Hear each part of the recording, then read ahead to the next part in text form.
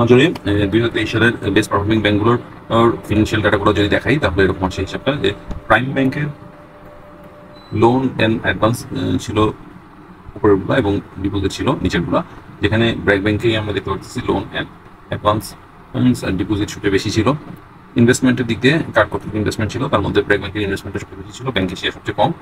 Import and export যদি আমরা দেখি তাহলে এখানেও ইম্পোর্টের দিক দিয়ে ব্র্যাক ব্যাংকের সবচেয়ে বেশি, এক্সপোর্ট একটু কম ছিল, বাট সিটি ব্যাংক এবং ইস্টার্ন ব্যাংকের এক্সপোর্ট বেশ ভালো ছিল।